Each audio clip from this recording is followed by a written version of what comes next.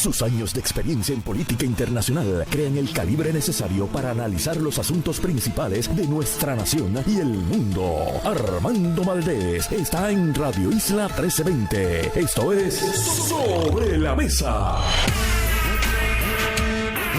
Buenos días, Puerto Rico. Soy Armando Valdés. Usted escucha Sobre la Mesa por Radio Isla 1320. Hoy en Sobre la Mesa estará con nosotros nuestra colaboradora de todos los viernes, la licenciada Rosa Seguí, Gloria Ruiz Quillan, periodista de El Nuevo Día y la persona que le ha estado siguiendo el paso a la historia de Ricardo Rosselló y el voto fantasma, el cabildeo fantasma desde Virginia, domiciliado en Puerto Rico, pero no ha pisado la Isla del Encanto en más de un año.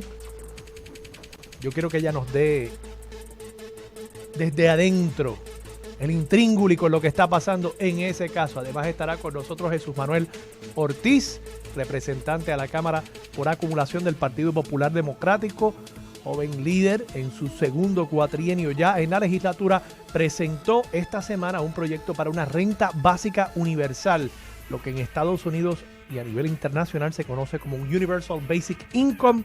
Fue parte de la propuesta principal de la candidatura a la presidencia del ahora candidato alcalde de la ciudad de Nueva York, Andrew Yang. Vamos a estar hablando con Jesús Manuel Ortiz sobre esa iniciativa y además estará con nosotros la escritora Alba Bellón, que además es participante del programa de empresarias emergentes de la Fundación Sila María Calderón y el Centro para Puerto Rico. Todo eso y por supuesto, como todos los días aquí en Sobre la Mesa, el mejor análisis de todos los temas de este día 4 de junio del 2021. Son las 8:01 de la mañana. El análisis viene sin límites. Armando Valdés llega volteando la mesa. Vamos a voltear la mesa de inmediato aquí en Sobre la Mesa por Radio Isla 1320. Comienzo, por supuesto, con una noticia que me parece es la más importante del día. El gobernador de Puerto Rico anuncia en el día de ayer esencialmente la liberalización ya casi total de las restricciones que había impuesto la ex gobernadora Wanda Vázquez ya hace más de un año para atender la pandemia de COVID-19 en Puerto Rico. Ya estamos en una de esas etapas donde realmente las restricciones son tan complejas de administrar. Los niveles de aforo que son permitidos son tan diversos, dependiendo de la empresa, dependiendo del comercio, que yo creo que ya estamos próximos a llegar a un punto donde realmente lo que conviene es eliminar las restricciones por completo y simple y sencillamente que cada cual asuma su responsabilidad. Además de que tenemos que celebrar, y sí, esto es ocasión para celebrar el hecho de que tantos puertorriqueños se han vacunado. Estamos acercándonos cada día más a esos niveles de vacunación importantes, lo que se conoce como la inmunidad de rebaño o la inmunidad colectiva. Y se ha demostrado la efectividad de las vacunas. Eso de por sí, frente a quienes en Puerto Rico y a nivel internacional dicen que las vacunas son una fabricación, dependiendo de su posicionamiento ideológico, pues algunos dicen que es una cosa capitalista, otros dicen que es una cosa satánica. O sea, hay una diversidad de grupos que desde los extremos, desde los polos, se oponen a la ciencia que ha demostrado a través de la historia de la inmunización, de las vacunaciones, que en efecto eso salva vidas. La evidencia está ahí. Si hacía falta más evidencia, ahora tenemos el efecto que ha tenido en Puerto Rico y por supuesto en Estados Unidos también sobre los niveles de hospitalización, sobre las muertes. Esto es un éxito de la humanidad, esto no es un éxito de unas empresas capitalistas. Los científicos que nosotros tanto celebramos, que se entrenan en el recinto universitario de Mayagüez, que se entrenan en el recinto de ciencias médicas en la Universidad de Puerto Rico, recinto de Río Piedras, los científicos puertorriqueños se convierten en parte de ese establecimiento científico a nivel internacional y han aportado al desarrollo de estas vacunas. Ellos también son héroes de esta pandemia. Y no podemos, por un lado, celebrar que la gente decida encaminar una carrera en las ciencias, como hacemos a menudo en Puerto Rico, porque nos gusta celebrar esas cosas. Qué bueno. Y a su vez, criticar el producto de la ciencia, criticar el hecho de que la ciencia, en efecto, fabrique, encuentre, descubra maneras para que las personas vivamos más tiempo y tengamos, en teoría, mejor calidad de vida. Y eso son las vacunas. Y de nuevo, esto es simplemente para el que le hiciera falta más evidencia de que las vacunas funcionan. Porque hemos erradicado enfermedades gracias a las vacunas a través de la historia, los últimos 150, 200 años en que se han ido desarrollando las vacunas en la humanidad, en nuestro planeta. Así que es una noticia positiva. Creo que estamos encaminados eventualmente a ya levantar todas las restricciones, a eliminar todas las restricciones. Eso es positivo. Tenemos que regresar a la normalidad. Claro, cada cual protegiéndose. Yo sigo usando mi mascarilla. Yo le recomiendo a todo el mundo que siga haciéndolo. Hay unas variantes nuevas que siguen surgiendo. Eso va a seguir pasando. Y va a seguir pasando en la medida en que los países ricos no compartan las vacunas con los países más pobres. Eso va a seguir pasando en la medida en que, y ahí sí, hay que decirlo, las empresas, Pfizer, Moderna, etcétera, se opongan a que haya un relevo sobre las protecciones de patentes de propiedad intelectual para que otros países puedan fabricar también esas vacunas sin tener que pagar regalías, sin tener que pagar el costo que pretenden cobrar esas empresas que desarrollaron la vacuna. Y también hay que tener un cuidado ahí, hay que establecer un balance, porque uno le concede una patente, uno le concede un derecho a explotar ese descubrimiento, esa propiedad intelectual, de tal forma que se incentive que en el futuro nuevamente se descubran otros medicamentos, otras vacunas, otros tratamientos, porque estas empresas no van a invertir lo que cuesta desarrollar estos medicamentos si al desarrollarlos inmediatamente van a perder propiedad de esos medicamentos, de esos tratamientos. Tienen que recuperar la inversión y sí hacer una ganancia. Ese es nuestro sistema. Hasta en la China comunista ese es el sistema. Así que esa es una realidad. Pero yo creo que ya estas empresas han hecho con esta vacuna bastante dinero. Creo que el gobierno de Estados Unidos invirtió mucho dinero como parte de la operación Warp Speed para desarrollar las vacunas de forma mucho más rápida que en el pasado. Y por tanto, este es un caso muy particular donde me parece que hay un argumento sólido para que se levanten esas restricciones, se levanten esas protecciones más que nada de propiedad intelectual y se le permita al resto del mundo, particularmente el mundo pobre, el mundo en desarrollo, tener la vacuna. ¿Por qué? Bueno, primero por una cuestión humanitaria, pero segundo porque en la medida en que no haya inmunidad de rebaño o inmunidad colectiva a nivel global, en el mayor número de lugares posible, eso implica que el virus va a seguir pasándose de persona en persona y que el virus va a seguir adaptándose para sobrevivir. El virus es una cosa viva. Es un organismo vivo, es como un ser humano. Y los seres humanos nos adaptamos, pues los virus también se adaptan, así es como han sobrevivido desde que haya surgido el primer virus allá hace unos cuantos millones de años, quizás más de millones de años. Así que esto es un tema prioritario, humanitario, pero además prioritario desde el punto de vista de uno querer autopreservarse, porque en la medida en que haya más variantes, eventualmente podría surgir una variante que las vacunas no sean efectivas contra esa variante en particular. Y por eso yo les digo, aún con estas liberalizaciones, yo sigo usando mi mascarilla y el que no esté vacunado, mi recomendación, vaya y vacúnese hoy mismo. Tengo otras noticias que tocar, algunas de la semana, otras que se presentan en el día de hoy. Una en particular, precisamente del día de hoy, y tema tangencial, derivado del tema de la pandemia, el Departamento del Trabajo anunció, y esto lo recojo de una noticia en la página 5 del periódico Primera Hora de Bárbara Figueroa Rosa. Es el único periódico que yo vi que cubriera esta noticia.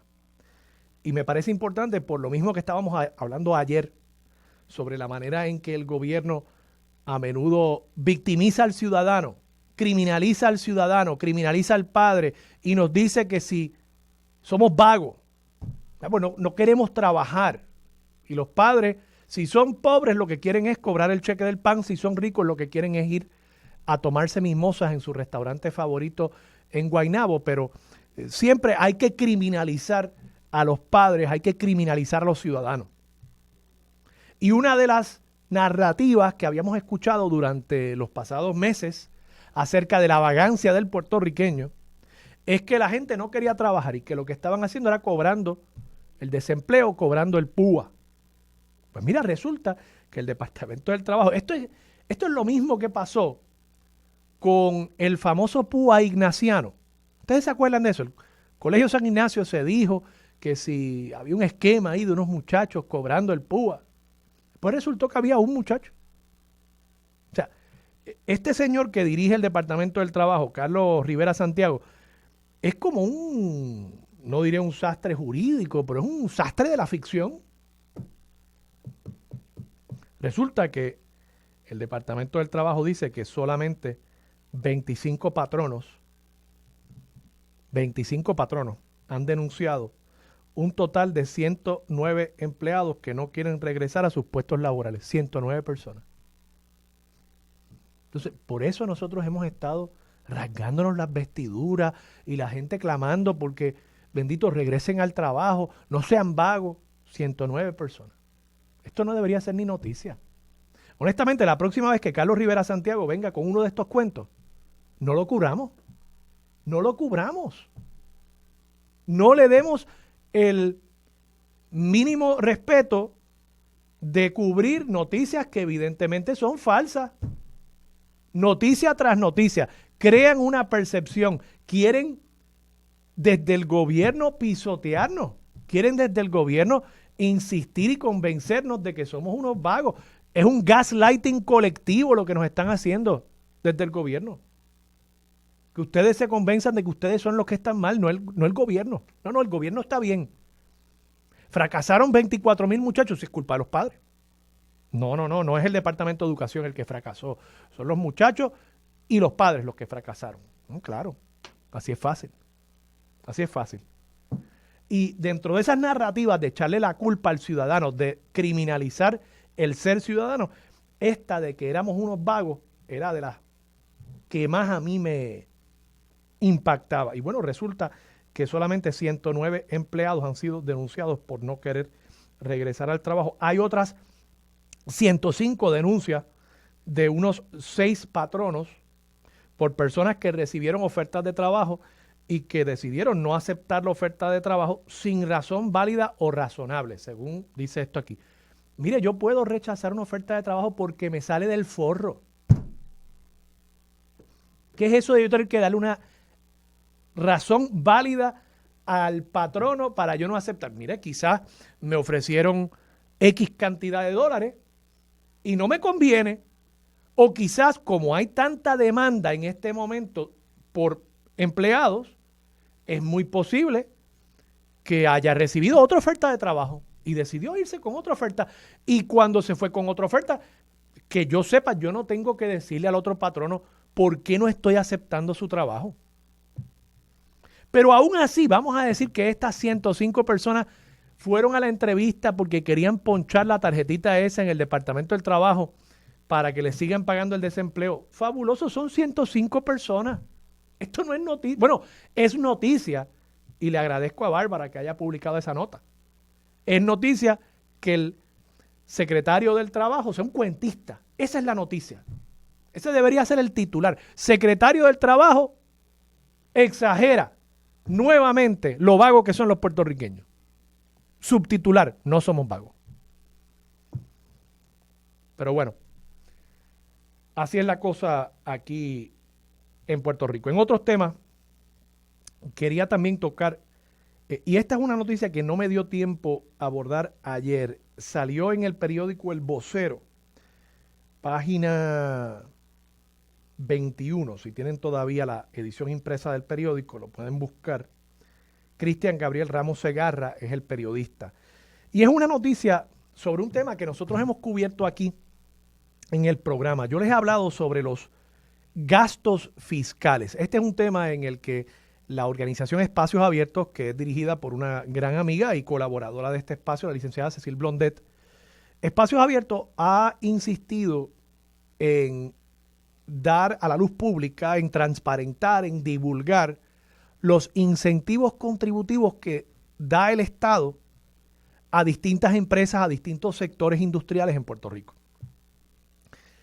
Y lograron finalmente que en el 2017 el Departamento del Trabajo publicara los datos de los incentivos que se conceden a distintos sectores. Es un informe fascinante, es un informe complejo, importante. Y ahí uno puede ver sector por sector cuánto invierte el país en cada incentivo. Yo le doy un incentivo a, digamos, la industria agrícola y yo les doy un crédito por lo que paguen por fertilizantes. Vamos a poner eso como un ejemplo. Ese crédito, que simplemente significa que esa empresa va a acreditar, si debía a esa empresa $1,000 en contribuciones y pagó $500 en fertilizantes, pues yo le acredito, le dejo de cobrar $500 y por tanto esa empresa de pronto solamente me debe a mí, gobierno, $500. Se ahorró $500 en contribuciones. Pues eso, de ordinario, nosotros no lo entendemos como un gasto porque el gobierno no desembolsó el dinero. El dinero lo desembolsó el empresario y el Estado dejó de recibir ese dinero porque le concedió un incentivo para que el empresario hiciera ese gasto. Pero al final del día es dinero que el gobierno hubiese cobrado y que no va a recibir. Y eso se conoce como un gasto fiscal. Porque usted sigue dando incentivos y sigue dando incentivos, menos gente paga contribuciones y pues tiene menos dinero para gastar en otras prioridades. Resulta, según este informe de precisamente Espacios Abiertos, que el 67% del gasto total que afecta al Fondo General se va en incentivos. 2/3 partes. 2/3 partes. Se estima que eso significa aproximadamente 21.194 millones de dólares. Esto es 21 billones de dólares con B. Billones. 21 billones de dólares que se van en incentivos contributivos. Mientras que el gasto total del gobierno de Puerto Rico es aproximadamente de 10.000 millones de dólares. 10 billones. Quiere decir, si solamente tocáramos a un 10% de esos incentivos, si los canceláramos, si evaluáramos su idoneidad y dijéramos, mira, ese incentivo no me está produciendo la actividad económica que yo quiero, y cortamos 10% de esos incentivos, el gobierno tendría 2 billones de dólares adicionales para gastar o para, digamos, quizás bajarle las contribuciones a los demás puertorriqueños o para subsanar algunas deficiencias para pagar las pensiones. Aquí habría una propuesta para pagar las pensiones, de paso, que nos van a costar aproximadamente 2.500 millones de dólares al año. Pues con usted cortar 10% de los incentivos contributivos que concede el Estado anualmente, ahí hay el dinero. Pero lo interesante de todo esto es que resulta que según Espacios Abiertos, la Junta de Control Fiscal, aunque le ha metido el machete y la tijera a la Universidad de Puerto Rico, a los municipios y otras entidades gubernamentales y prioridades fiscales, prioridades de política pública del Estado, no ha tocado, no ha recomendado un solo recorte a los incentivos contributivos. Y lo interesante de todo esto es que incluso hay una noticia hoy también de José Delgado, citando a Jeffrey Farrow, que lleva mucho tiempo siendo una persona entendida sobre temas de Puerto Rico en Washington, y él recomienda Fíjense ustedes sobre el tema de los incentivos económicos. Dice, Puerto Rico tiene que ser creativo, pensar en el contexto de lo que está pasando con la política pública de Estados Unidos a nivel nacional e internacional. ¿Por qué? Bueno, porque como yo les he dicho a ustedes, Estados Unidos está procurando establecer un impuesto contributivo mínimo global para todas las corporaciones. Y si eso sucede, Puerto Rico va a tener que reevaluar también este esquema de incentivos contributivos para atraer empresas y para atraer inversión a Puerto Rico. Se lo dejo sobre la mesa. Vamos a la pausa y regresamos con la licenciada Rosa Seguí, nuestra colaboradora de todos los viernes, aquí en Sobre la Mesa por Radio Isla 1320. Quédate en sintonía, conéctate a radioisla.tv para acceder y participar en nuestra encuesta diaria. Sobre la Mesa por Radio Isla. Regresamos, soy Armando Valdés, usted escucha Sobre la Mesa por Radio Isla 1320. Me informan de una zona en Atorrey, al lado de la Clínica Las Américas. Me escribieron hoy, antes del programa, llevan unas 60 horas sin luz en esa zona. Conozco a una de las vecinas ahí y bueno, dicen que han llamado a Luma, ahora no a la autoridad, y que le dicen que la querella está pendiente en el sistema. Me dicen Urbanización Roosevelt, precisamente, Urbanización Roosevelt.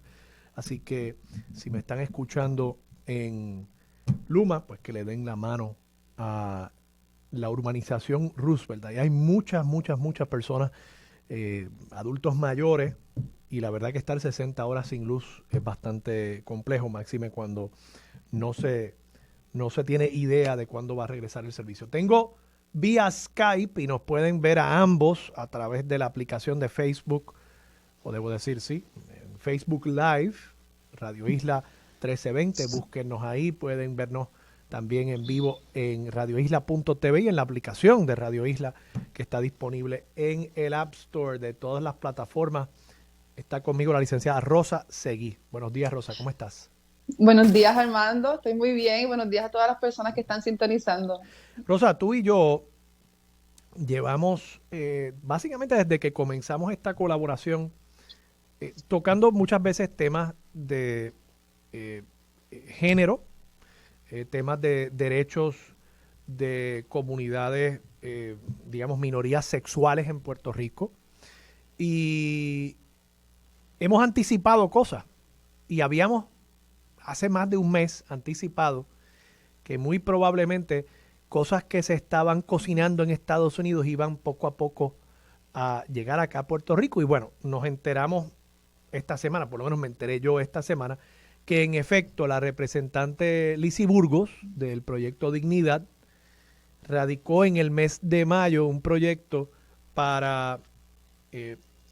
dice ella, para salvar los deportes femeninos, creo que es el título de la medida. Sí, es correcto. Uno de ellos se llama así. Sí. ¿De qué se trata? Y lo hemos hablado antes, pero es que yo creo que es importante cada vez que surgen estos temas discutirlo. ¿De qué se trata este proyecto? ¿Está en peligro, estamos en peligro de perder los deportes femeninos en Puerto Rico? Por lo que veo, lo único que tenemos ahora mismo en peligro de perder es la energía eléctrica. No existe ningún tipo de situación en Puerto Rico que amerite que se legisle a través del odio. Estos son, además del 764, también se presentó el 768, y ambos proyectos son unos proyectos reaccionarios, son revanchistas, son de venganza por la presentación y el movimiento mayoritario de las personas en Puerto Rico a favor de prohibir las terapias de conversión mediante el proyecto del Senado 184. Esto es lo que está sucediendo. Un movimiento grande, activistas de la comunidad LGBTIQ, activistas del trabajo social, de la psicología, muchísimas personas, y también, ¿verdad?, en este programa lo hemos discutido, por supuesto. Muy importante que continuemos conversando sobre estos ataques a personas, ¿verdad?, a comunidades que han sido históricamente marginalizadas, que se han logrado unos avances históricos y entonces nos traen estos proyectos que se alejan mucho de la modernidad, de donde nos movemos como sociedad, pero también tenemos que aclarar que distan mucho de la fe cristiana y de las propuestas de Jesús y de su modo de vivir, siempre ayudando, consultando y asociándose con las personas que eran marginalizadas en su época. Así que, ¿qué son los deportes femeninos? Yo necesito que me lo expliquen, porque hasta donde yo sé, los deportes no tienen sexo, igual que las profesiones no tienen sexo. Y queremos, pues, por supuesto, legislar desde una perspectiva minoritaria, discriminatoria, prejuiciada y motivada por el odio, y en este caso, la transfobia.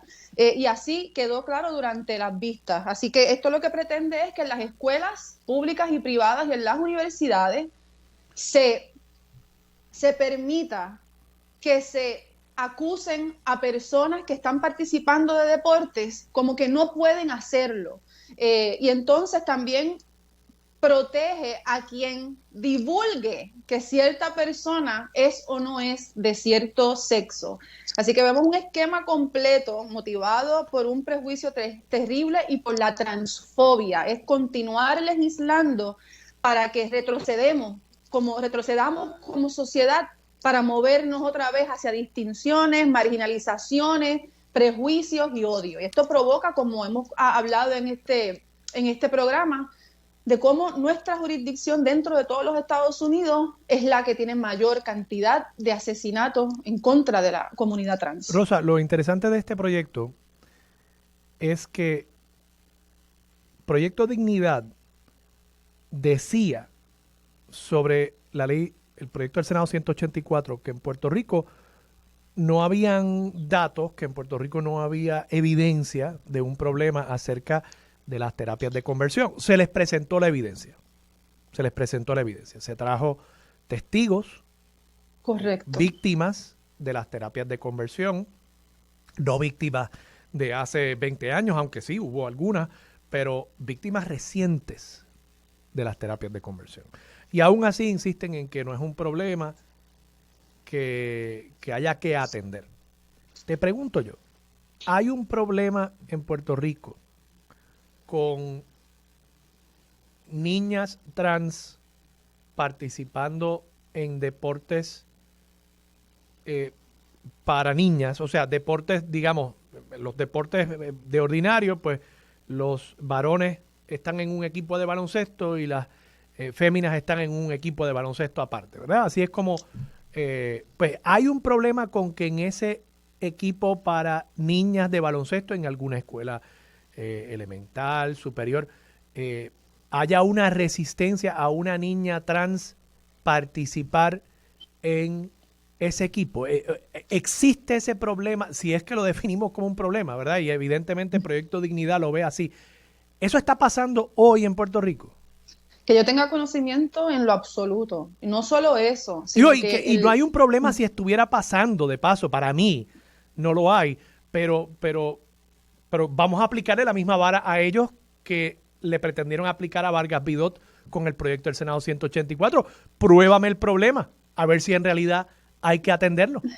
No hay ningún problema, no va a ser un problema. Y también es importante que discutamos cómo los deportes se están moviendo hacia la inclusión. O sea, ahora mismo en deportes como el fútbol, como el baloncesto, ¿verdad? Yo cuando era pequeña, yo jugaba en equipos de baloncesto con niños. Mixtos. ¿Verdad? Porque no existían suficientes equipos para niñas. Igual a mi hija le ha pasado que practica en equipos de fútbol de niños y son pues para ambos sexos, para todos los sexos, para todas las personas, ¿verdad? El deporte no se puede restringir para unas personas y para otros no, sino que toda la sociedad está llamada a participar, a compartir, ¿verdad? Y los deportes, pues yo sé que existen competencias, ¿verdad? Pero a menos que lo hagas de una manera profesional, ¿por qué no podemos hacer los deportes como recreación, como diversión, ¿verdad? Y como también para la salud física, tan importante que es, y mental. Así que hasta donde yo sé, y Armando, tú llevas mucho más tiempo que yo en los medios, yo no he escuchado absolutamente de ninguna situación. Y si existiera esa situación, yo creo que nos debemos mover hacia la inclusión, hacia la aceptación y a la convivencia, a la sana convivencia, que los deportes tenemos que disfrutarlos todos y todas. Así que y hay algo muy insidioso aquí también, Rosa, con estos mensajes de Proyecto Dignidad, porque apelan a una lógica que sí es muy fácil, ¿verdad? Porque evidentemente estos temas requieren de una educación y entonces dicen, bueno, pero es que sería injusto que una persona que nació biológicamente varón compita en un equipo de baloncesto, en una liga de baloncesto, no profesional, pero vamos, tú sabes que el desarrollo deportivo que se da en el país, pues va cultivando unos talentos, ¿verdad? Pues estaría mal, sería injusto que una persona que nació biológicamente varón, ahora se identifica como niña y es una niña trans, participe en ese equipo.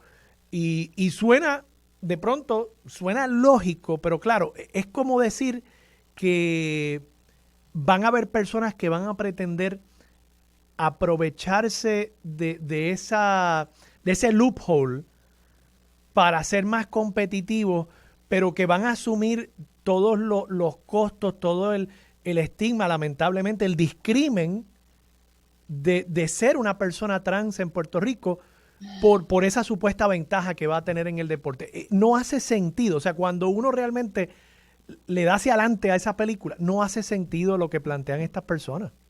No, y lo único que se está promoviendo es el odio y es bien peligroso lo que está sucediendo y qué bueno que lo estamos hablando y lo estamos desenmascarando.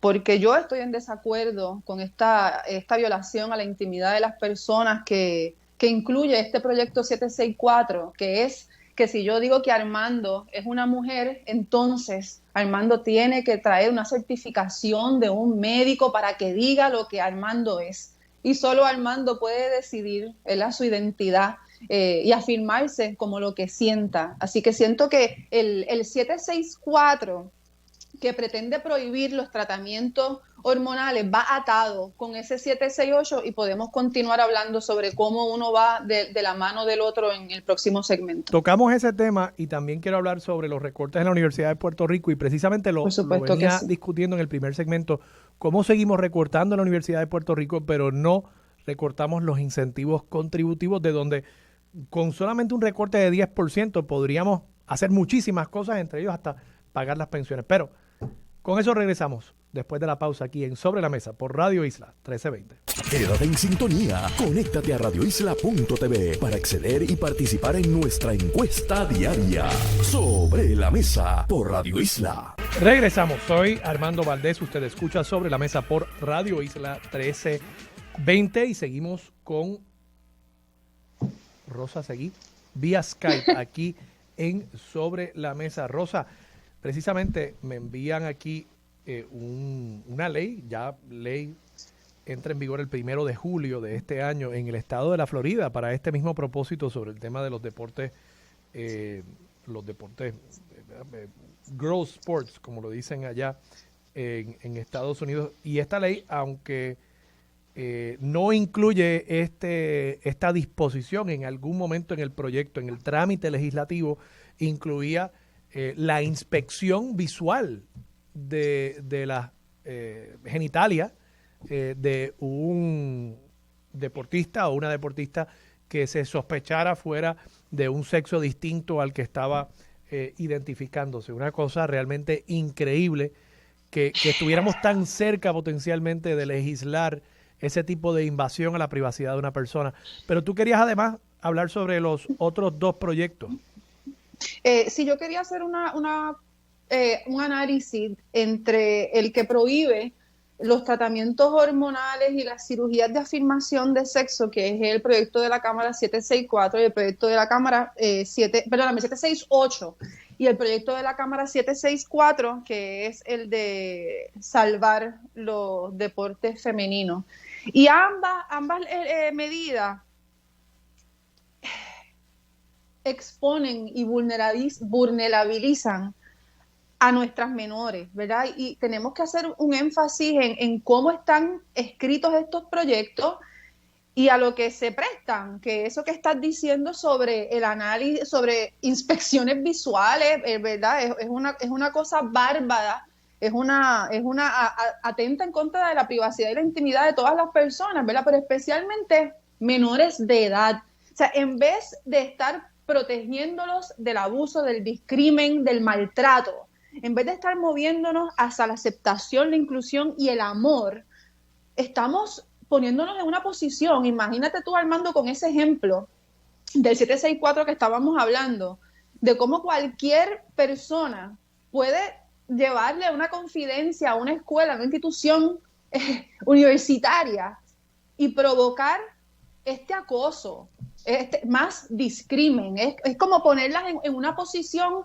en la que todo el tiempo tienen que estar defendiéndose de ataques y va a promover una inestabilidad de salud mental y emocional, ¿no? Y Rosa, lo irónico es que pretendiendo alegadamente proteger a la niñez, quieren literalmente exponer a una niña o a un niño a tener que bajarse los pantalones frente a un adulto y mostrarle su genitalia.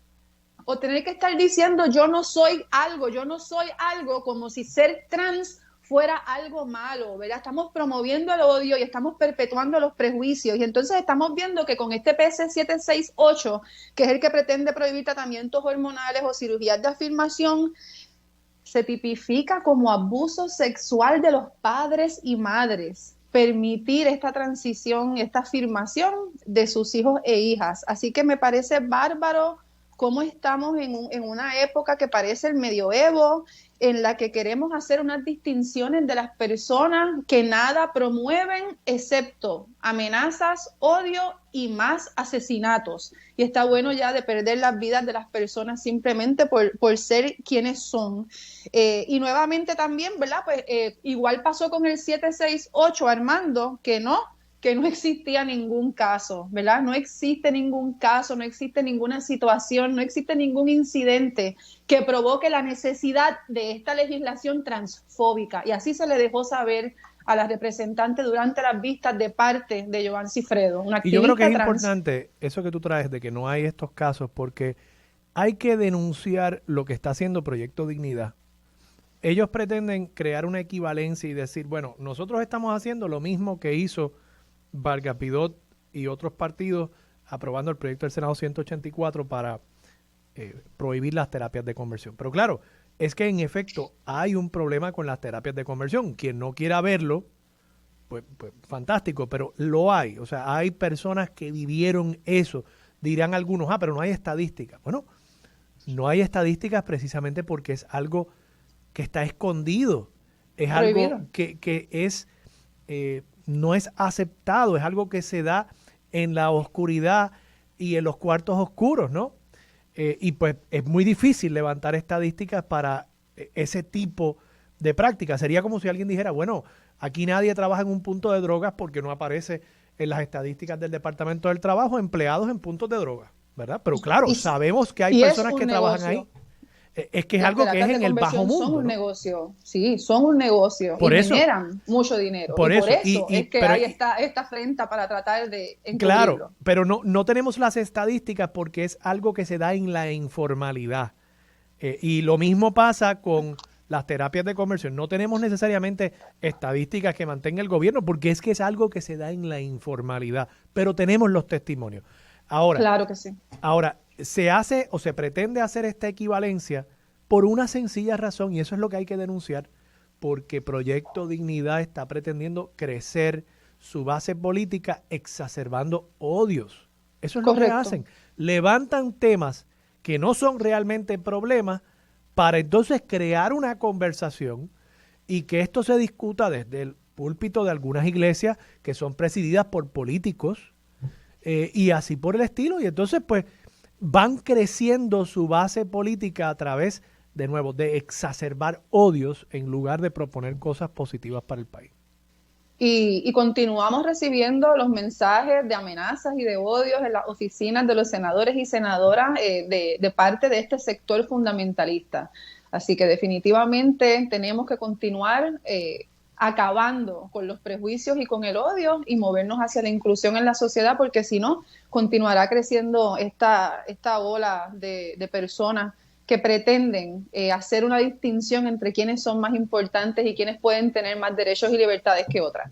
Rosa, el tema de la Universidad de Puerto Rico, sé que querías traerlo y sé que además hay una manifestación la próxima semana. Cuéntame.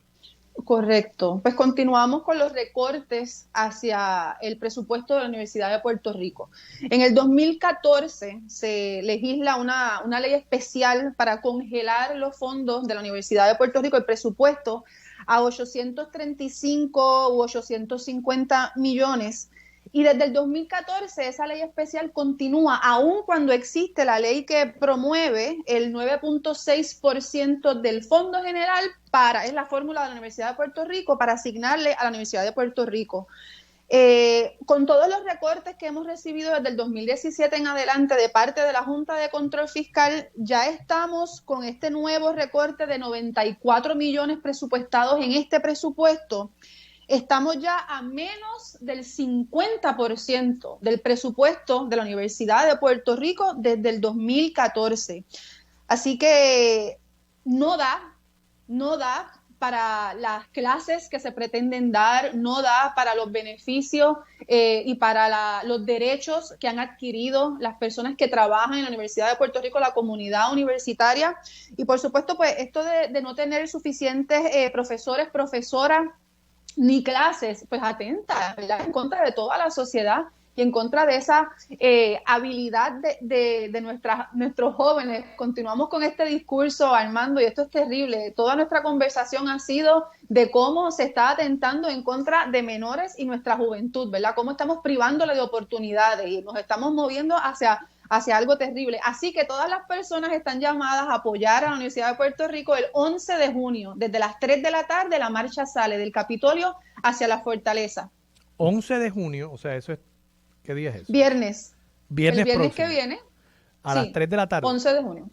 A las 3 de la tarde desde el Capitolio hasta la Fortaleza. Bueno, pues lo podremos anunciar el próximo viernes también aquí en... Claro que sí, pero para que vayan separando la fecha.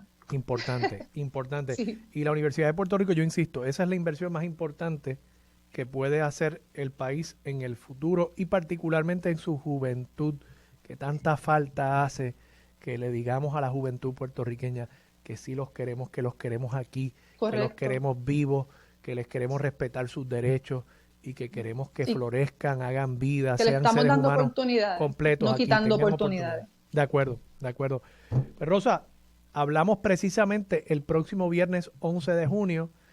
Claro un abrazo y muchas Hasta gracias por luego. estar disponible otra semana más para Sobre la Mesa. Vamos a la pausa, regresamos en breve. Próximo en Radio Isla 1320. Usted escucha Sobre la Mesa por Radio Isla 1320. Lo próximo aquí en Radio Isla será una entrevista, una conversación con la amiga y periodista de El Nuevo Día, Gloria Ruiz Cuilan. Por supuesto, vamos a estar preguntándole a ella sobre todo lo que sabe acerca del caso de Ricardo Rosselló, ese divino tormento que tiene el pueblo de Puerto Rico. No se quiere ir. Él sigue ahí, buscando ser cabildero, buscando de alguna manera vivir del cuento y del pueblo de Puerto Rico. Gloria nos va a estar contando todo lo que ella sabe tras bastidores acerca de la investigación en la Comisión Estatal de Elecciones y hasta la investigación que ahora supuestamente el ex gobernador Ricardo Rosselló pretende que el estado de Virginia inicie contra quienes le dieron a Nelson Rosario aquella certificación de que en efecto Ricardo Rosselló se había inscrito como elector en el estado de Virginia. Además estará con nosotros Jesús Manuel Ortiz para hablar sobre su propuesta ya presentada en un proyecto de ley para una renta básica universal, o por lo menos para analizar esa propuesta de cara al futuro. Yo creo que es una cosa innovadora y que en efecto debemos estar discutiendo aquí en Puerto Rico. Y además estará con nosotros la escritora Alba Bellón, escritora y empresaria, participante, por supuesto, de los programas de empresarismo de la Fundación Sila María Calderón y el Centro para Puerto Rico. Eso es lo próximo aquí en Radio Isla 1320. Los asuntos de toda una nación están sobre la mesa. Síguenos con el análisis y discusión en Radio Isla 1320. Esto es Sobre la Mesa. Regresamos. Soy Armando Valdés. Usted escucha Sobre la Mesa por Radio Isla 1320. Ya estamos haciendo las gestiones para conseguir a Gloria Ruiz Cuilan, amiga y periodista del periódico El Nuevo Día. Pero antes yo quería tocar un tema que no me dio tiempo para discutirlo durante la semana. Ha sido una semana muy activa desde el punto de vista informativo. Y es que esta semana se estuvo celebrando la vista preliminar contra la ex secretaria de Justicia, Wandimar Burgos Vargas, ex secretaria de Justicia interina, que fue quien intentó, se alega, detener la entrega del informe del panel del fiscal especial independiente, o debo decir, de la anterior secretaria de Justicia, refiriendo al panel del fiscal especial independiente ciertas violaciones de ley que pudo haber cometido la ex gobernadora Wanda Vázquez. Y como testigos estuvieron dos personas, la fiscal Phoebe Isales Forsyth, que por lo visto fue la persona que Wandimar Burgos le pidió que obtuviera copia del informe, y cuenta esta fiscal que a ella le estuvo tan rara la solicitud de la entonces secretaria de Justicia, y para hacer un poquito de memoria aquí, la secretaria era Denise Longo Quiñones. Surge la controversia acerca de un supuesto referido que nadie había visto del Departamento de Justicia al FEI con una serie de acusaciones en contra de la gobernadora Wanda Vázquez. Y se supo posteriormente que justo cuando se iba a entregar, esto fue como una cosa de película de acción, de suspenso. Llegaba el mensajero al Departamento de Justicia y justo cuando iba a ponchar el documento como recibido allá el retén en el Departamento de Justicia, de pronto recibe una llamada el mensajero y le dice que regrese al Departamento de Justicia. Y resulta que la persona a la que se le dio la instrucción, a la que la ex secretaria de Justicia le dio la instrucción, es esta fiscal Phoebe Isales Forsyth. Y que cuando ella recibe esa instrucción le estuvo tan rara, le dice, no, póngamelo por escrito. Y se presentó en evidencia ayer un correo electrónico que recibió esta fiscal de parte de la secretaria de Justicia entonces, que decía, y leo: según lo conversado, haga las gestiones para que la gente me haga entrega en la oficina de la secretaria de los informes. Mensaje enviado por Burgos Vargas el 6 de julio de 2020. Posteriormente, en un grupo de WhatsApp que había sido creado por Grisel Santiago Calderón, que en aquel momento era la principal asesora legal de la ex gobernadora Wanda Vázquez y que posteriormente fue nombrada a un cargo en el Tribunal de Apelaciones, esa abogada, esa asesora legal, había creado un grupo de WhatsApp, y yo no entiendo cómo el cuatrienio pasado, yo si estuviera en el gobierno en este momento, yo le diría a toda la gente en el gobierno, miren, borren WhatsApp, borren Telegram, borren, o sea, la cantidad de controversias y escándalos que hubo el cuatrienio pasado, que iniciaron en una conversación de chat que eventualmente se filtró, es increíble. Es increíble. Y el hecho de que todavía en el 2020, el último año del cuatrienio pasado, siguieran usando WhatsApp, esta gente son locos, son locos. Bueno, la asesora legal de la ex gobernadora había creado un grupo de WhatsApp en el que estaba la ex secretaria de Justicia, Wandimar Burgos Vargas, estaba la asesora de la gobernadora y estaba otro abogado que entonces era subsecretario del área civil del Departamento de Justicia. Y en ese grupo, Wandimar Burgos Vargas escribió: se pudo detener la entrega, está en el piso 8. Añadió: vi 4 referidos, 3 eran no causa, de los causa era para Wanda Vázquez y personal de su oficina. Querella anónima de servidores públicos con dignidad, me falta uno por revisar. Entonces, uno tendría que ser incauto para pensar que de la principal asesora legal de la gobernadora entonces, Grisel Santiago Calderón, a Wanda Vázquez no le llegó esta información, o no fue precisamente Wanda Vázquez quien solicitó el que se detuviera la entrega. Y fíjense ustedes que resulta evidente que la instrucción fue detener la entrega, porque usted no dice se pudo detener la entrega si lo que le pidieron a usted era, mira, no detengas la entrega, pero consígueme copia del referido, ¿verdad? Que incluso copia del referido debe haberlo habido en el Departamento de Justicia. Probablemente no había que mandar a detener la entrega de esos documentos para obtener copia del referido. Con pedirle una fotocopia a la secretaria seguramente se lo hubiesen podido dar. Pero no, lo que se le solicitó fue que se detuviera la entrega. Y al notificarle eso a Grisel Santiago Calderón, yo creo que queda claro que en la cadena de mando de este esquema estaba la principal asesora legal de la gobernadora, porque a ella es quien la secretaria de Justicia le reporta eso, y por encima de la principal asesora legal de la gobernadora está la gobernadora.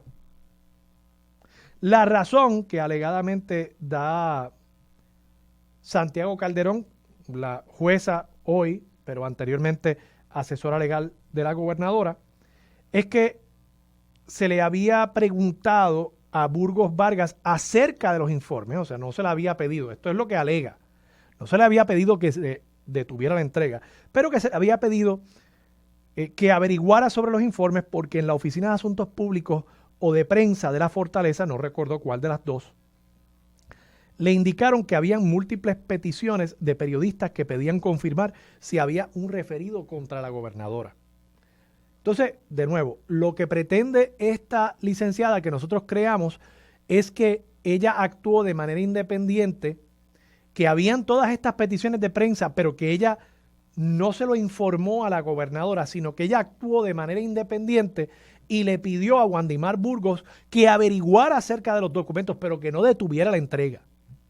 Y entonces, evidentemente, lo que están tratando aquí es de ponerle un tapón a esta situación, de detener el sangrado y que esto llegue solamente hasta el chivo expiatorio que por lo visto va a ser Wandimar Burgos. Le están echando todo el estiércol a la ex secretaria de Justicia. Pero de nuevo, con estas cadenas de mensajes, un mensaje escrito por correo electrónico de la secretaria a la fiscal y un grupo de WhatsApp donde está la principal oficial legal de la gobernadora, recibiendo información de que se detuvo la entrega. O sea, si se detuvo la entrega y se te informa de eso, la asesora legal de la gobernadora en ese momento no debió haber dicho, pero Wandimar, ¿y por qué tú detuviste la entrega? Yo no te pedí eso. Como poco, para yo protegerme, si yo en efecto no solicité una intervención indebida en una investigación, como poco yo hubiese escrito ahí inmediatamente, de nuevo, sabiendo todo lo que ha pasado. Y todas estas personas son abogados. Vamos. La licenciada Santiago Calderón es hoy jueza del apelativo. Pues yo hubiese escrito ahí mismo en el WhatsApp, Wandimar, bendito, yo no te pedí que tú detuvieras eso, por lo menos para cubrirme yo, pero no pasó eso. Entonces, de nuevo, tenemos que ser muy incautos, muy ingenuos para creer lo que nadie creería. No es creíble, simple y sencillamente no es creíble que la gobernadora no sabía de esto, que la instrucción para detener, en efecto, para detener la entrega de ese informe no vino desde el más alto nivel del gobierno de Puerto Rico. Y yo creo que es hora ya de que la responsabilidad llegue hasta donde tenga que llegar, que dejemos de estar protegiendo a las vacas sagradas, como evidentemente lo son nuestros gobernantes y nuestros exgobernantes en Puerto Rico. Y por supuesto, cuando me refiero a exgobernantes, me refiero al divino tormento de todos los puertorriqueños, Ricardo Rosselló, y tengo en línea telefónica a Gloria Ruiz Cuilan para hablar sobre su investigación y sus trabajos periodísticos de esta semana acerca de precisamente lo que está pasando con el caso de Ricardo Rosselló. Gloria, buenos días, ¿cómo estás? Buenos días para ti y para toda tu radioaudiencia. Gloria, cuéntame, ¿dónde está en este momento, en qué etapa está la investigación o las diversas investigaciones que puedan haber acerca de dos asuntos, ¿verdad? Porque se ha pretendido confundir dos asuntos que tienen dos criterios legales distintos. Está el tema de si Ricardo Rosselló puede o no ocupar el cargo de cabildero de la estadidad, eso es una cosa, y está el elemento de si podía o no votar con un voto ausente en la elección de los cabilderos. Explícanos dónde están esas dos investigaciones. Vamos a comenzar por el primer punto que planteas, que concierne a la ley 167 aprobada el año pasado. Esa es la ley que permitió que se efectuara la elección de 6 cabilderos por la estadidad el pasado 16 de mayo. Y esa ley, entre los requisitos que fija para toda persona que aspire a ese puesto o que quiera ser un cabildero por la estadidad, vamos a refrasear eso porque Ricardo Rosselló no aspiró, sino que fue nominado por el pueblo y en efecto fue electo. Pues toda persona que quisiese ocupar o que quiera ocupar ese cargo tenía que contar con unos requisitos, obviamente ser mayor de edad, ser bilingüe, entiéndase dominar el español y el inglés, y muy importante, residir en Puerto Rico o en Washington. Y la palabra aquí es residir. Sí, es correcto, residir. Pero ahí entra en discusión el concepto en términos electorales de domicilio electoral, de dónde es que vive esta persona. Y ese es uno de los issues que está sobre la mesa. Sin embargo, la Comisión Estatal de Elecciones aclaró esta semana por voz del presidente de que el exgobernador sería certificado y se le exigirían los mismos documentos que se le exigieron a cualquier persona que figuró o apareció en la papeleta del 16 de mayo y que la comisión no es el ente para impugnar al exgobernador en términos de si cumple o no con los requisitos de esa ley 167. Ahora, te pregunto ahí, Gloria, le van a pedir los mismos documentos. Entre Correcto. Los documentos que le solicitaron a los candidatos que se registraron como candidatos, ¿no había alguna declaración de residencia? O sea, si hubiese llegado una persona de Alaska, Sarah Palin es mi ejemplo favorito, y ella decidiera registrarse como candidata, ¿la Comisión Estatal de Elecciones no la hubiese descalificado a ella como candidata por no residir en Washington o en Puerto Rico? Lo hubiese descalificado, pero es porque no aparece en el registro electoral. Y recordemos que Ricardo Rosselló aparece en el registro electoral de Puerto Rico como un elector hábil. El punto aquí culminante es que aparece entonces un documento, que es una certificación del Departamento de Elecciones de Virginia, que también confirma que Ricardo Rosselló es un elector apto de ese estado. Y así reciente, o sea, se inscribió recientemente.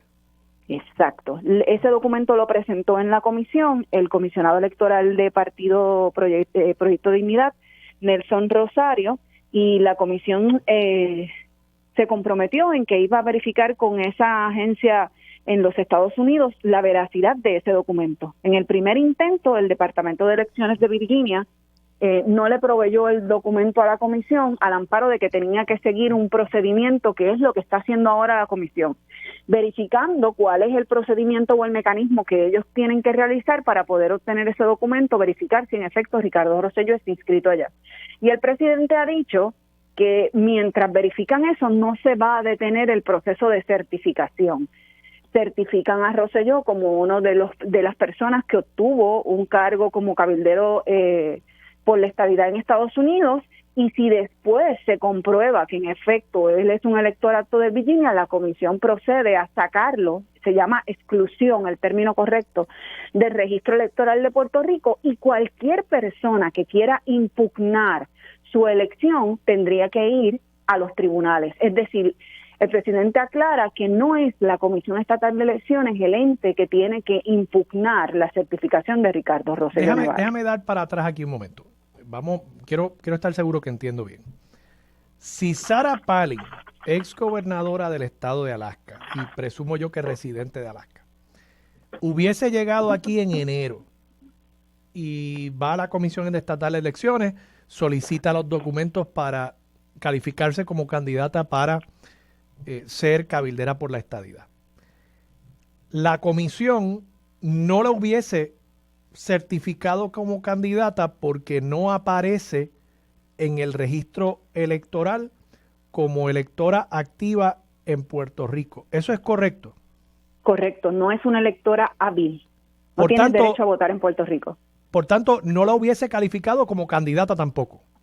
Entiendo que no, porque ese es uno de los requisitos del Código Electoral. Ok, entonces, siendo ese el caso, y ahora tú me dices que a Rosselló le van a pedir todos los documentos que le solicitaron a todos los candidatos, incluida mi candidata hipotética, Sarah Palin, que la descalificaron porque no estaba en el registro electoral. Yo le pido esos documentos a Ricardo Rosselló y de pronto yo verifico el registro electoral. Hoy Ricardo Rosselló está en el registro electoral, pero si el estado de Virginia me certifica que en enero él se inscribió allá, no lo va a estar y por tanto no lo habría estado desde el 29 de enero cuando se inscribió allá. Mi pregunta es, ¿no puede el presidente de la comisión aguantar un poquito el proceso de certificación en atención a lo que está pasando, a una investigación que está en curso, esperar a que le digan de Virginia y si le confirman eso, pues evidentemente, pienso yo, si le está pidiendo los mismos documentos que a los candidatos previo a la elección, pues cuando reciba esos documentos y vea que no es elector activo, procedería a descalificarlo como candidato, ¿no? Precisamente esa fue una de mis preguntas a la presidenta alterna de la comisión, y fue en este caso a la presidenta alterna porque el presidente de la comisión no estuvo disponible ese día, pero ella fue muy clara en mencionar, y le pregunté en varias ocasiones, que la comisión no estaría emitiendo la certificación sujeta a lo que le dijera el Departamento de Elecciones de Virginia. Es decir, que la comisión no iba a esperar por esa respuesta para emitir la certificación. Sencillamente se iba a emitir la certificación porque ya había concluido el escrutinio general y se emitió precisamente esta semana, Armando, la certificación oficial de los resultados del escrutinio. Esa certificación lo que recoge es quiénes fueron las personas, todas las personas que participaron en ese evento y resultaron electas, pues ese documento recoge la cantidad de votos que obtuvieron y el porcentaje. Ahí en la mayor cantidad de votos tuvo Elizabeth Torres, que como tú recordarás estuvo haciendo campaña a favor del exgobernador. En segundo lugar, con la mayor cantidad de votos está Ricardo Rosselló, y le sigue Roberto Lefranc y María Mayita Meléndez, que son los 4 electos para cabildear en la Cámara de Representantes de los Estados Unidos. Luego está Melinda Romero y Zoraida Butzo, que harán lo propio, pero en el Senado Federal. Okay. Ahora esto es en cuanto al tema de la calificación como candidato a ser cabildero. Háblame entonces de su voto ausente, el de él, el de su esposa. ¿Qué pasó? ¿Por qué fue que él no pudo? O sea, todo un científico que brega con células madres, parece que no configuró bien la impresora, no pudo imprimir la papeleta. Y entonces aquí hay 2 temas aparte, ¿no? Si tenía derecho a solicitar el voto ausente, uno, pero además, si se emitió correctamente el voto. O explícame qué está pasando ahí. Estás dejando un asunto sumamente importante, y es el medular que va a atender el Departamento de Justicia de Puerto Rico en torno a esa solicitud de voto ausente, y es si Ricardo Rosselló y su esposa Beatriz Rosselló le otorgaron o le dieron información falsa a la Comisión Estatal de Elecciones, que eso es un delito.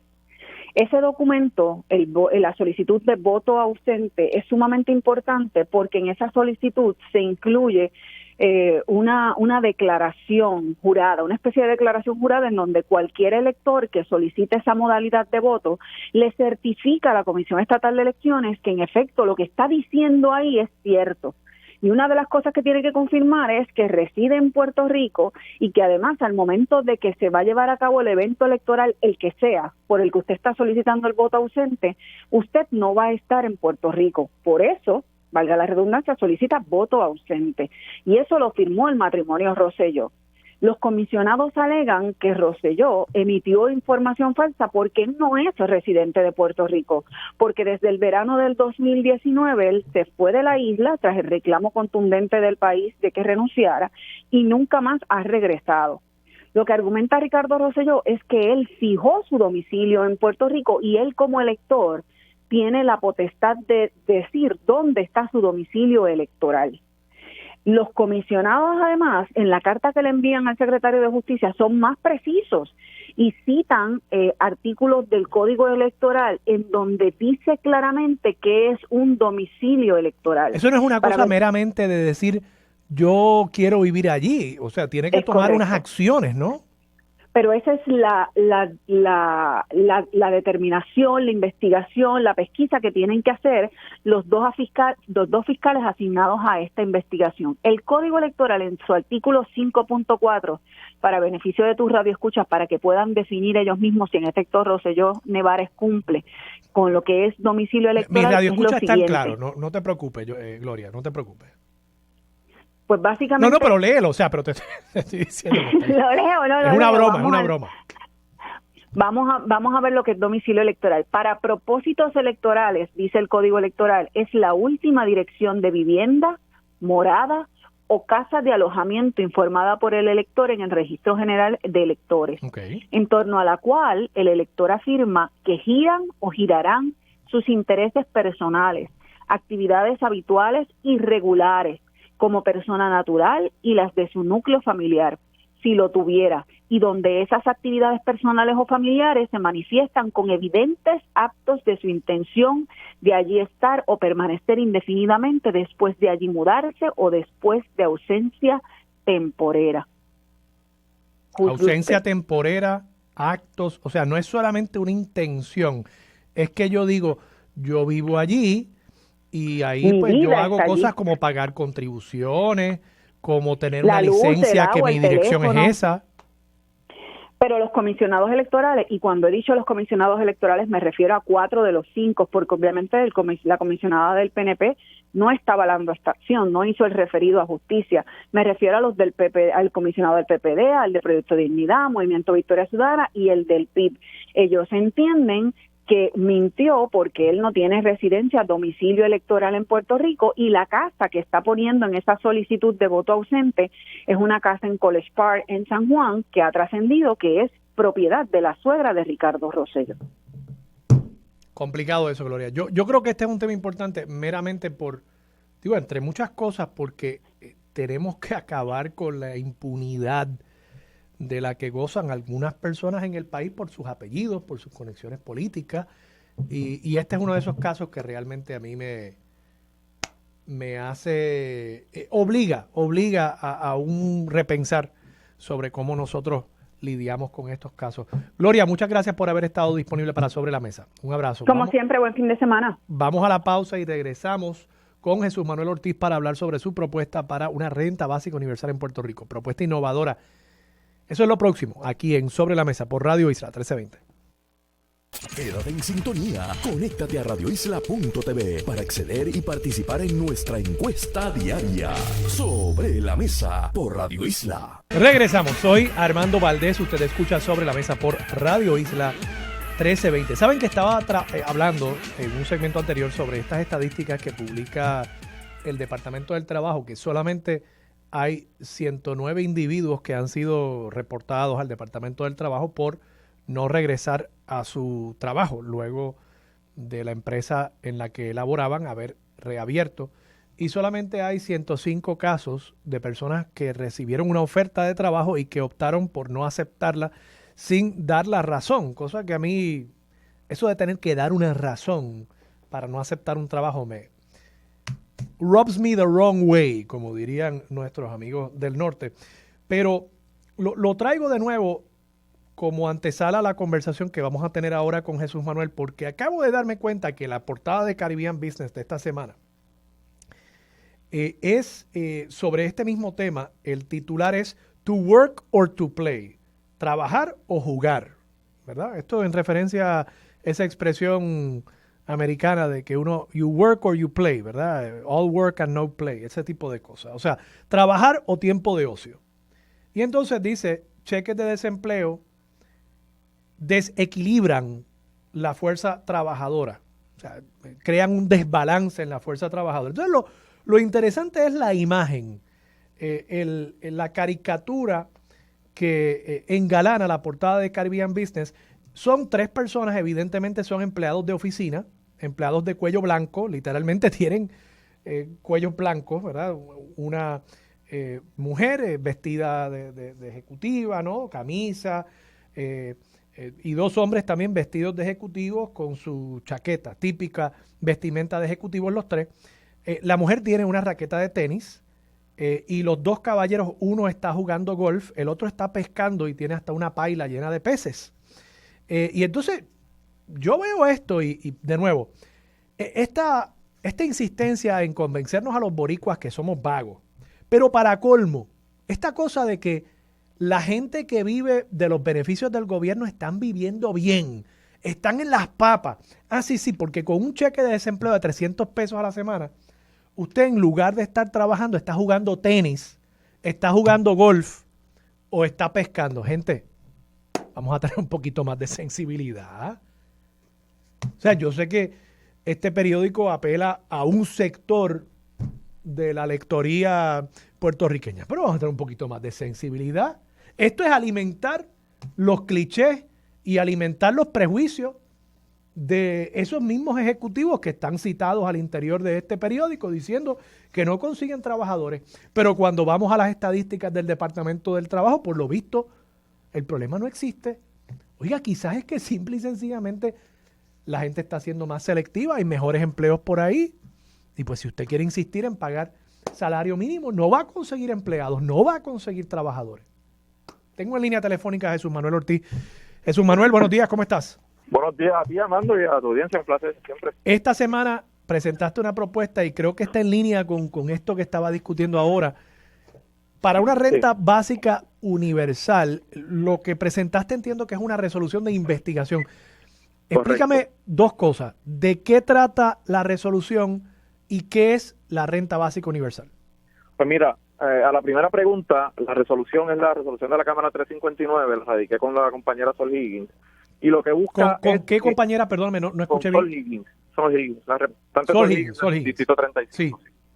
Lo que busca la iniciativa, Armando, es abrir una investigación, un análisis en la Asamblea Legislativa sobre el posible impacto de utilizar la herramienta llamada renta básica universal para atender el enorme problema de pobreza que tenemos en Puerto Rico y buscar alternativas para sacar a la mayor cantidad posible de personas fuera de esos umbrales de pobreza. ¿Qué es la renta básica universal? A tu segunda pregunta. Digo, la primera, añado algo más. Es una resolución de investigación porque lo que queremos es hacer las cosas de manera responsable. O sea, queremos abrir la discusión, traer los jugadores, tanto del sector público, privado y social, a discutir esta iniciativa para ver cuál sería ese impacto en Puerto Rico y si puede ser una herramienta efectiva. Segundo, la renta básica universal no es otra cosa que un concepto que se utiliza y se ha utilizado en otras jurisdicciones para proveer un ingreso mínimo a un sector en particular. Se ha utilizado de distintas maneras, ¿verdad? Podrían ser sectores de la población que el país identifique que quisiéramos ayudar, ¿verdad? O sacarlos y darle oportunidades adicionales para que puedan tener un ingreso mínimo y sin ningún tipo de requisito. O sea, en eso se diferencia del PAN, porque no tendría que tener un requisito amarrado a un ingreso en particular, ni se le penalizaría si la persona busca trabajo y tiene, ¿verdad? Y mejora su ingreso.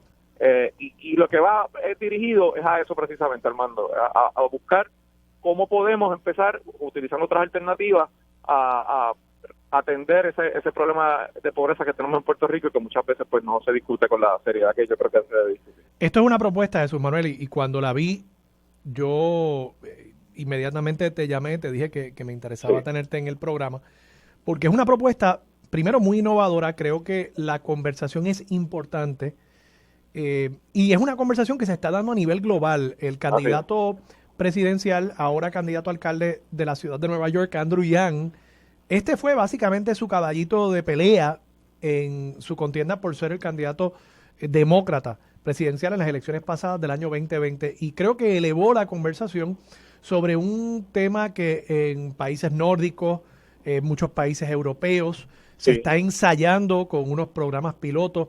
Esencialmente el Child Tax Credit y la expansión del Child Tax Credit que está proponiendo la administración del presidente Biden es una especie de una renta básica universal que cualifica a cualquier persona que tenga un menor de edad dependiente, ¿no?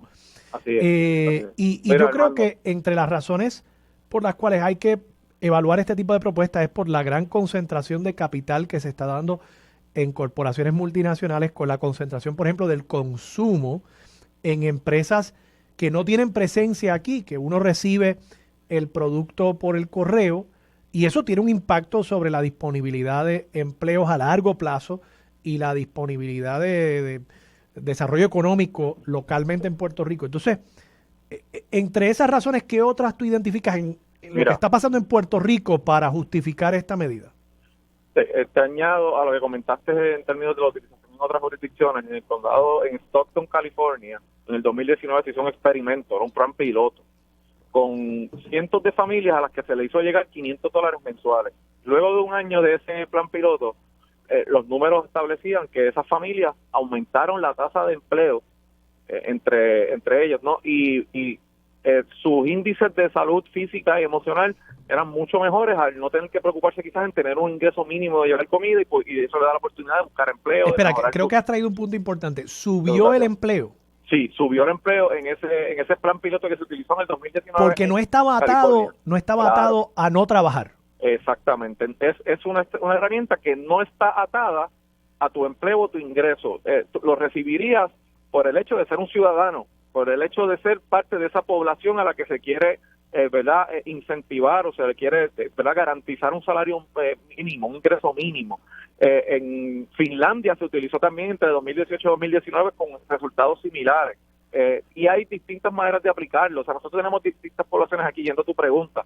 Nosotros tenemos un asunto con los pensionados que tienen en riesgo su pensión, ¿verdad? O parte de su pensión. ¿Y qué de los jóvenes en particular? Porque la preocupación principal mía es que estamos perdiendo gente en las edades, correcto.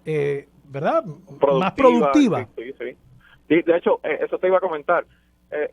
Se puede establecer y mirar de la manera en que el país mejor entienda, debe ir dirigido a la iniciativa. Los pensionados, ya te mencioné, pueden ser los estudiantes, las mujeres madres solteras, que más del 60% de las familias dirigidas por mujeres solteras en Puerto Rico viven bajo los niveles de pobreza.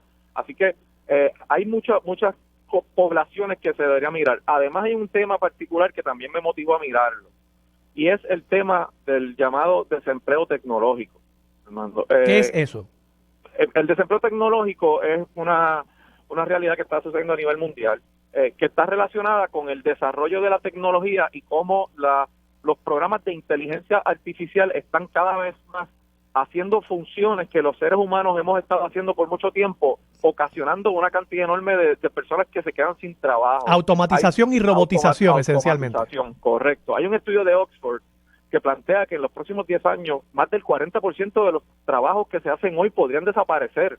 O sea, todo tipo de trabajo que conlleve repetición, tareas rutinarias, acumulación de información, son trabajos que son susceptibles a ser hechos por inteligencia artificial. Bueno, por ejemplo, Jesús Manuel, los camiones están desarrollando camiones que se guíen solos. Así es. En Estados Unidos se estima que tanto como 1 millón de personas podrían perder sus trabajos como camioneros, que son trabajos bien remunerados para personas con baja escolaridad, cuando en efecto haya un despliegue masivo de ese tipo de tecnología. Bueno, pues, ¿qué tú haces con ese 1 millón de personas? Y en Puerto Rico, pues, el número que sea, ¿no? Ahí llegamos, y si le añadimos todo tipo de profesión que va a requerir de que esos trabajadores se readiestren, podría generar este resultado, y personas como incluso Mark Zuckerberg, Jeff Bezos, que son empresarios. Jesús, sí. Me tengo que ir a la pausa, pero te agradezco mucho que hayas estado disponible para Sobre la Mesa, Y te agradezco que hayas traído esta conversación porque creo que es de las pocas conversaciones que están mirando hacia el futuro, que no estamos bregando simplemente con lo inmediato y lo urgente, que está tratando con temas verdaderamente importantes. Gracias, Jesús, por haber estado disponible para Sobre la Mesa. Un abrazo. Era Jesús Manuel Ortiz, representante de la Cámara. Vamos a la pausa. Regresamos con una de las empresarias de la Fundación Sila María Calderón y el Centro para Puerto Rico. Eso es lo próximo aquí en Sobre la Mesa por Radio Isla 1320. Quédate en sintonía. Conéctate a radioisla.tv para acceder y participar en nuestra encuesta diaria. Sobre la Mesa por Radio Isla. Regresamos. Soy Armando Valdés. Usted escucha Sobre la Mesa por Radio Isla 1320 y a esta hora está conmigo la escritora, empresaria y trabajadora social de profesión Alba Bellón, que es una de las participantes de los programas empresariales que ofrece la Fundación Sila María Calderón y el Centro para Puerto Rico, con quienes tenemos desde hace ya unos meses una colaboración aquí en Radio Isla 1320. Y un viernes sí, un viernes no, nos traen a estas personas extraordinarias que en medio de todas las dificultades que enfrentamos en Puerto Rico están haciendo cosas increíbles, están haciendo cosas no solamente para crear empresas, sino también para aportar a la sociedad. Y Alba es una de esas personas. Alba, buenos días, ¿cómo estás? Muy buenos días, muy bien, gracias a Dios, Armando. ¿Y tú? Muy bien, gracias a Dios, muy bien. Bueno. Alba, tú eres trabajadora social de profesión. Sí. Entiendo que escribes un libro y estabas buscando la manera de tú llevar este libro naturalmente al mercado, que la gente tuviera acceso a este libro. No sabías cómo hacerlo y ahí es que llegas a los programas de la Fundación. Pues mira, sí, esto fue un proceso precioso. Soy trabajadora social clínica de profesión y motivadora. Y llevaba ya tiempo, par de años escribiendo este libro, en un proceso muy interno, proceso muy bonito, muy fuerte y con deseos de ayudar a otros. Y yo me dije, yo creo que es el momento de comenzar a lanzar esta meta, que no solo es un sueño personal, sino que es deseo de llegar a otras personas. Yo busqué en diferentes organizaciones, pero no daba con ninguna, hasta que finalmente llegó a la Fundación Sila María Calderón y me dan la oportunidad de estructurar la meta, de poder desarrollar un plan de trabajo y de hacer una serie de cosas. ¿Y cuál es la meta? Pues mira, la meta es poder llegar al corazón de la gente, ayudar a sanar, pero desde otra perspectiva, ¿verdad? 12 años en una experiencia preciosa con el gobierno federal, en el Hospital de Veteranos, en el área de psiquiatría. ¿Tú eres empleada? Yo fui empleada hasta que di el salto de fe y el salto de empresarismo. Qué bueno. Hasta hace 6 meses. O sea, que hace 6 meses, estas son las cosas extraordinarias que uno tiene que celebrar.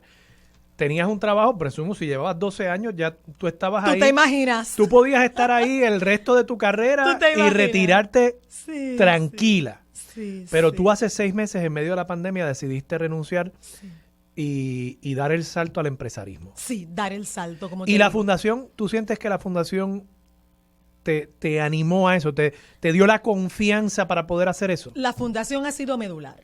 La fundación ha sido ese instrumento que yo estaba buscando y explorando y pidiéndole a Dios que me abriera esa puerta. Me han ayudado a desarrollar. Yo no sabía lo que era un modelo Canvas. Así que yo aprendí con la fundación lo que es un modelo Canvas. Yo no sabía la gama amplia de alternativas de estructuras empresariales, un DBA, una corporación, esto, lo otro. La fundación me ayudó a identificar mi meta, mi plan de negocio y cuál era la estructura que yo necesitaba. Vamos a hablar un poco de tu negocio. Tienes el libro, pero el libro no es, que de paso el libro está precioso. Mi esposo y yo tenemos una pequeña casa editorial y te puedo decir que este libro está precioso. Lo voy a presentar aquí para quienes nos estén viendo a través de Facebook Live, radioisla.tv y la aplicación de Radio Isla. El libro se llama Cámbiate de zapatos, las 5 dimensiones para ser feliz y vencer obstáculos. Y de verdad, no he leído el libro, pero de verlo uno ve la calidad. Tiene unas ilustraciones hermosas, preciosas.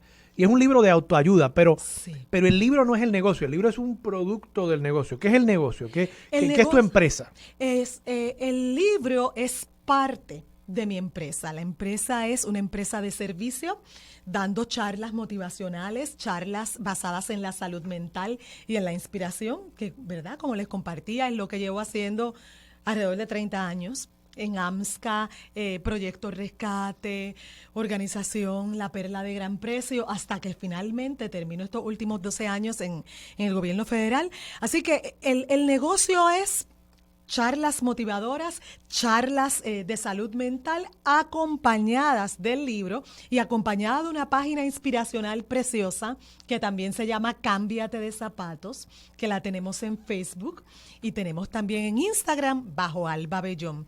Así que el negocio es ¿Y quiénes son los inspirar. clientes? Los clientes son empresas que están buscando Empresas. ese tipo de actividad Sí. para motivar a sus empleados. Claro que sí, los clientes son empresas, organizaciones privadas, organizaciones gubernamentales, comunidades. Los grupos comunitarios están adquiriendo mucha fortaleza y muy empoderados. Iglesias, donde quiera que haya un grupo de personas que quiera crecer, que quiera transformar los pensamientos a veces catastróficos y negativos en pensamientos de poder y de esperanza, ahí está Cámbiate de Zapatos, para inspirar al cambio.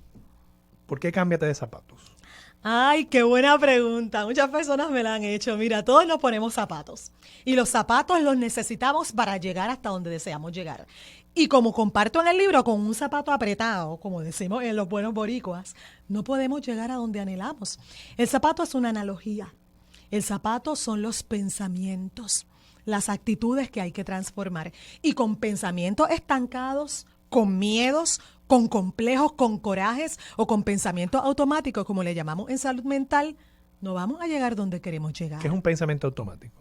El pensamiento automático, ¿verdad? Según la teoría cognitivo-conductual, que es todo lo que tiene que ver con lo que pensamos y hacemos, son esos pensamientos que ya salen sin uno analizarlo mucho como causa de estímulos del ambiente, en arroz y habichuela. Y como trabajo en el libro, si tú de repente ves que ese perro blanco viene a morderte y tú te frisas, se te erizan los pelos porque recuerdas que un perro blanco te mordió cuando eras pequeño, ¿cuál es el pensamiento? Los perros blancos son malos, los perros blancos muerden, los perros blancos destruyen. Esos son pensamientos automáticos que tal vez no han pasado por un proceso profundo de racionalizar, de pensar, de analizar, y salen por estímulos sencillos del ambiente. Entonces tenemos que comenzar a trabajar esas manías de leerle el pensamiento esos a los zapatos. demás. Esos zapatos.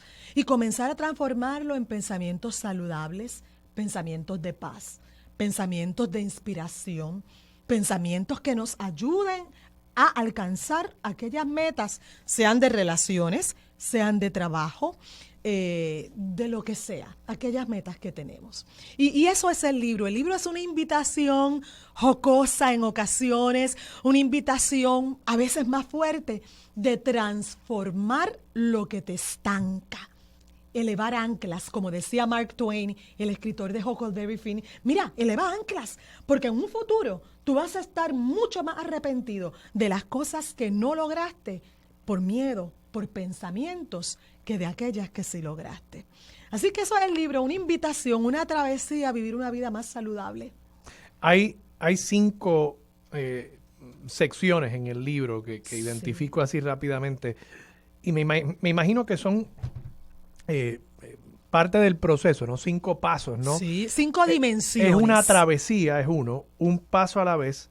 Cambia de mentalidad, confía en tus capacidades y alimenta tu espíritu. Háblame de ese último, alimenta tu espíritu. Pues mira, es bien importante alimentar el espíritu. Nosotros somos seres humanos biopsicosociales, ¿verdad? Tenemos un cuerpo, tenemos relaciones, somos relacionales y tenemos una mente de la que hemos estado hablando y de los pensamientos, pero también tenemos un espíritu que es eso que no se ve. Es ese espíritu que nos permite ser justos. Es ese espíritu que nos permite amar. Es ese espíritu, algunas personas, ¿verdad?, le llaman de diferentes formas. Yo le llamo como el soplo que Dios ha puesto en nosotros los seres humanos, que nos conecta con los demás seres humanos, nos conecta con la grandeza, nos conecta con Él. Y el espíritu, hay estudios científicos, Armando, que nos dicen que aquellas personas que son más espirituales manejan mejor el cáncer, manejan mejor la depresión, manejan mejor la ansiedad.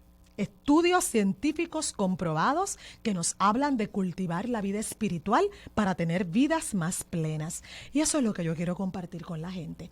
Trabajamos los pensamientos que nos estancan para obtener paz, para obtener balance, para ser más felices. Trabajamos el cuerpo con buena alimentación, con agua, con ejercicio.